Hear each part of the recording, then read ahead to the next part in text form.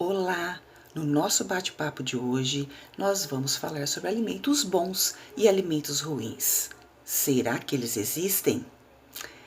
O que é um alimento bom para você? É aquele alimento que você aprecia o paladar? Será que é um alimento fácil de preparar? Um alimento que talvez você conheça? Ou ainda um alimento de fácil acesso? Bom para quem? Ou melhor, bom para quê? Você sabia que a carambola é um alimento rico em vitamina C, rico em vitaminas do complexo B, ainda rico em minerais como o cálcio, ferro e o fósforo? Diante disso, poderíamos dizer que a carambola é um bom alimento? Depende. Não para todo mundo. Os portadores de doenças renais crônicas não devem consumir esse tipo de alimento. Então, pensando nessa situação de bons e ruins, nós vamos falar hoje aqui sobre 4 regrinhas para a gente tratar a alimentação de uma forma descomplicada, sem rótulos, sem mitos. Vamos lá? Primeira regra, eu falo que na alimentação nós trabalhamos com esses 4 pilares. Então, são as leis da alimentação. A primeira lei da alimentação é a lei da qualidade. Na lei da qualidade, o cardápio ele deve apresentar uma ampla variedade de nutrientes para que atenda às minhas necessidades biológicas. Então, vamos dizer assim, na parte prática, como que eu devo prestar atenção nisso? Num prato bem colorido, significa que diferentes nutrientes estarão presentes nessa alimentação. A segunda lei é a lei da quantidade, ou seja, fundamental que não façamos exageros nas quantidades, mas também não devemos restringir os nutrientes. De novo, a regrinha anterior é válida, complementando essa. Nós não podemos ficar naquela alimentação monótona, que ela vai restringir os nutrientes, mas precisamos escolher bem os nossos alimentos, que eles, mesmo em pequena quantidade, ele vai nos fornecer o que necessitamos de nutrientes. Então, é importante que tenhamos o controle da quantidade, mas para isso precisamos escolher os melhores alimentos para fornecer os nutrientes que eu necessito. A terceira lei é a lei da harmonia, que é o equilíbrio entre esses nutrientes. Ou seja, eu fugindo daquele cardápio monótono, né, como as 2 leis anteriores já disseram, valorizando a oferta de diferentes alimentos, e com isso eu consigo ter nutrientes necessários para o meu organismo trabalhar de modo equilibrado.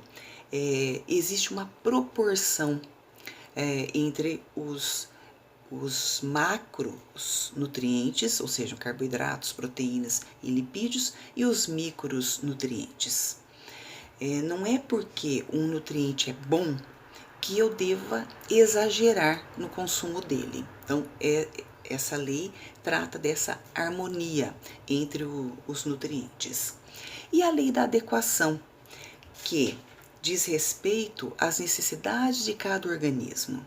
Eu tenho uma necessidade diferente do meu esposo, diferente da minha filha, diferente da minha irmã. Então, a lei da adequação, ela diz respeito às necessidades que eu tenho, porque eu tenho uma altura diferente, uma idade diferente, atividades físicas diferentes. Então, a alimentação adequada a essas necessidades que são minhas. Tá? E ainda existem outras situações que interferem. Então, por exemplo, o ciclo da vida.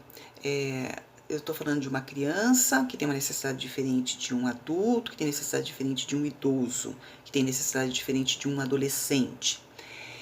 Também os estados fisiológicos, por exemplo, uma gestante e uma mãe amamentando, né? Então, são necessidades diferentes. Por isso, adequar para esse público. Também hábitos alimentares, né? Pode haver uma deficiência de nutrientes, a pessoa, por exemplo, tem uma anemia. Então, eu vou adequar a alimentação dessa pessoa que está nessa situação dessa deficiência de nutrientes, então vou adequar a alimentação para essa finalidade. Né?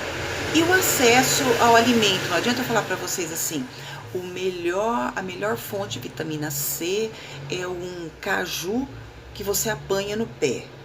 Quantas pessoas têm a condição de fazer isso? Então, esse acesso ao alimento também temos que considerar para fazer essas adequações. Eu fecho essa nossa conversa com uma frase que é de um médico e físico que diz o seguinte: a diferença entre o remédio e o veneno é a dose. Espero que tenha sido claro essa nossa conversa e que ajudem vocês nas suas escolhas.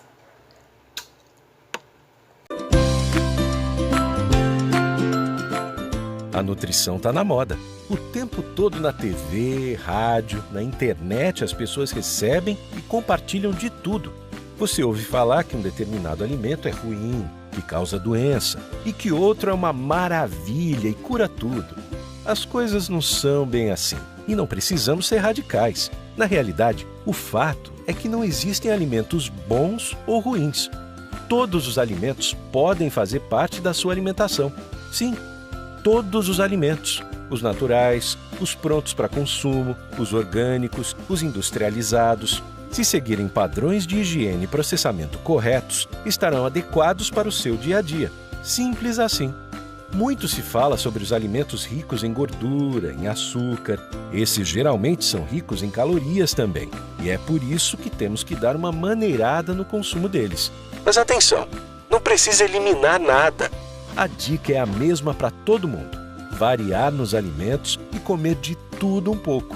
Se estiver brigando com a balança, diminua o tamanho das porções e dê um reforço nas hortaliças e frutas, que, aliás, devem estar presentes na sua mesa sempre.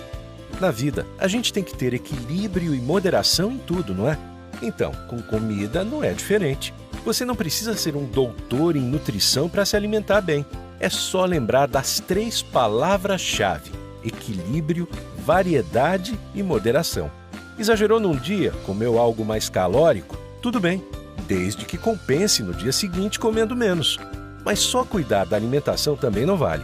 Tem de cuidar do corpo, praticar atividade física, caminhar mais. Nossa dica é: acrescente parcimônia à sua alimentação. Não é um novo tempero. Parcimônia significa cautela, calma, paciência. É comer um pouquinho de cada vez. Combinado? Se desejar uma orientação detalhada, procure por um nutricionista. É o profissional mais capacitado para te ajudar. E cuidado com o que escuta e lê por aí. Tem muito leigo falando sobre alimentos sem conhecimento e nenhuma comprovação científica. Dúvidas? Fale com quem entende.